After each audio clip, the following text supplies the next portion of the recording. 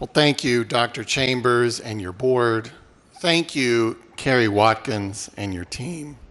Thank you to everyone gathered here today and to everyone who has supported this remembrance. I begin, as I do every year, by thanking our first responders, our own here in Oklahoma City, and those who came to our aid from around the country.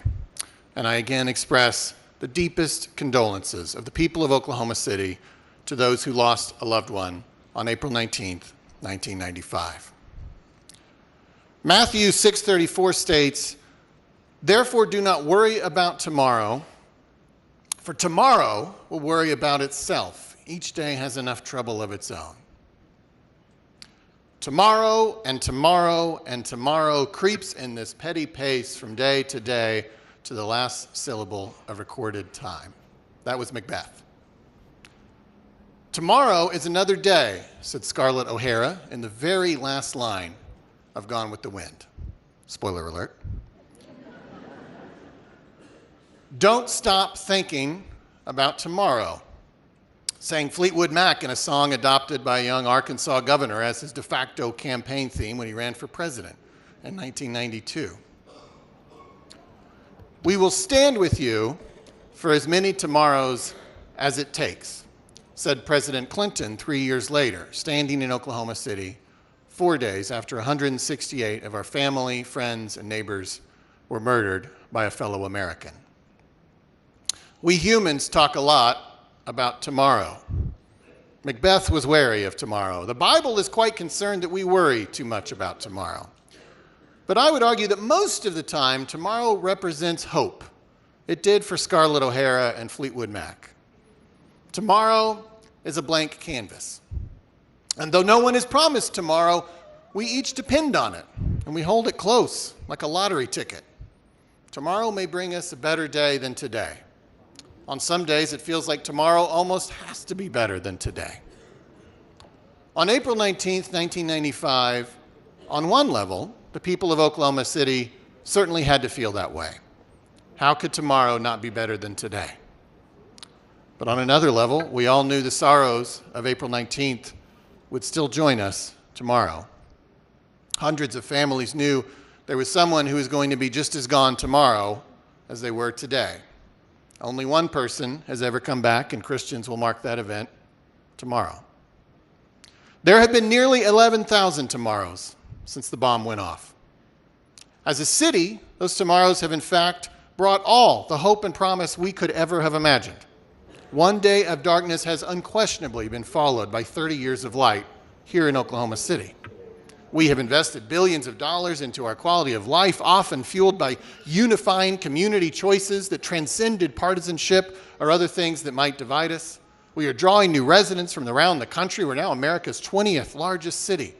Our economy is diversified, our low unemployment rate is on a record streak, and new developments open every month.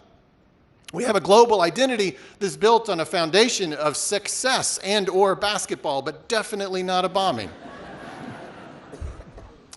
Tomorrow, we will launch our thunder into what we hope is a historic NBA playoff run. And in 3 years, we will welcome people from around the world as we stage 7 events of the 2028 Los Angeles Olympics. The day after tomorrow, our city will turn 136 years old. And these last 30 years have unquestionably represented our city's golden age. No one who knows and loves Oklahoma City would dispute that statement. On the other hand, for those who lost so much on April 19th, 1995, for those who survived, and for those changed forever, those 11,000 tomorrows have been a mixed bag. Even as tomorrow has brought weddings and births, graduations and success, there has always been an empty chair or a traumatic memory or a dark realization of the evil that humans can do. For each of you, I hope this community has done and will continue to do all that it can. I think I use an aspirational word like hope there because to us, just standing with you can feel a bit inadequate. We want to return your loved one. We want to make your pain go away. But though we can't, I know each of us believes that our role in the Oklahoma Standard is to do all we can. And so I stand here as your mayor and pledge that no priority in this city will ever stand between us and that commitment to you and your family who lost so much. It was a commitment originally made by President Clinton, but we all co-sign.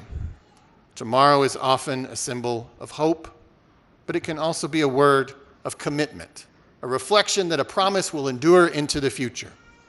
We all recommit on this 30th anniversary that we will stand with you for as many tomorrows as it takes.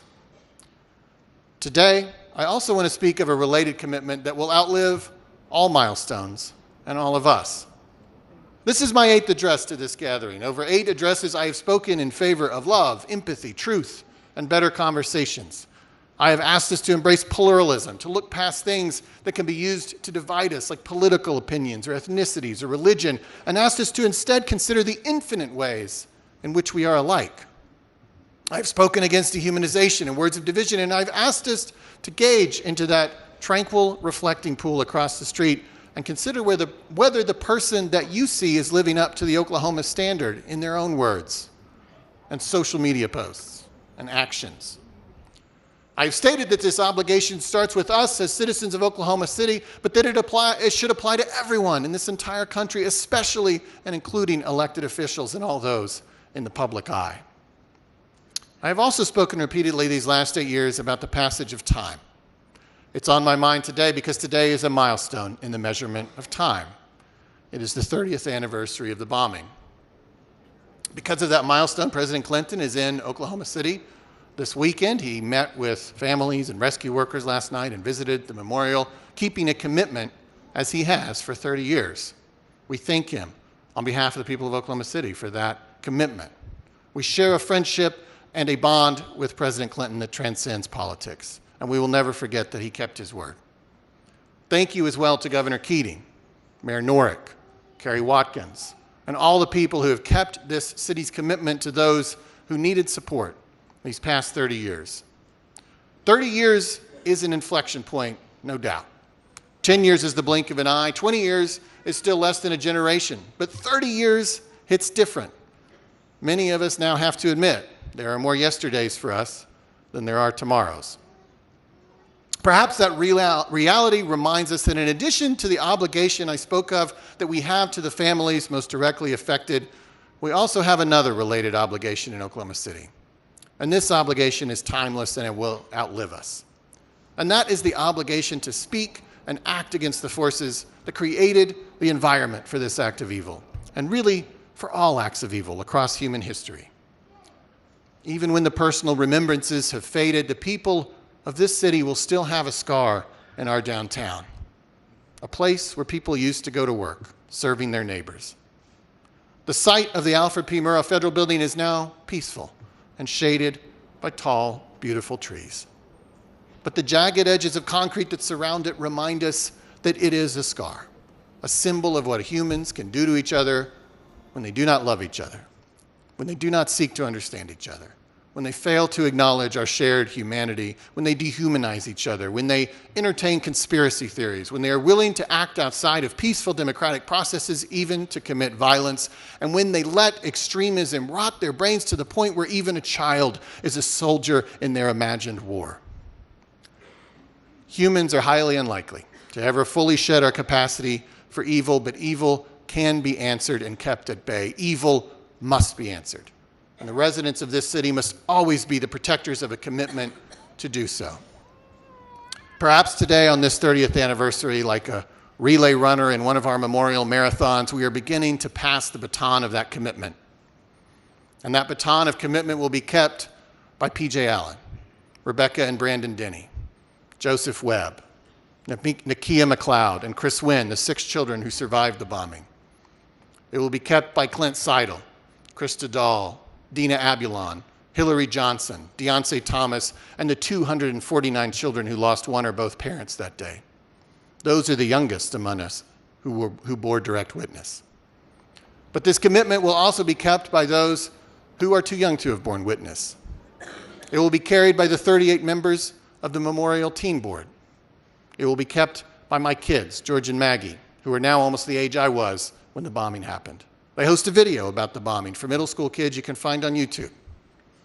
It will be kept by your kids and your grandkids. It will be kept by the people who will stand here on the 60th anniversary and the 90th anniversary, when everyone here will turn towards a wheelchair on stage and ask the last remaining survivor what it was like. Even then, when tens of thousands of tomorrows will have passed, this commitment by the people of Oklahoma City to stand against evil must endure. I thank each of you and those who will follow for your commitment, for it will require all the tomorrows that lie ahead. Thank you.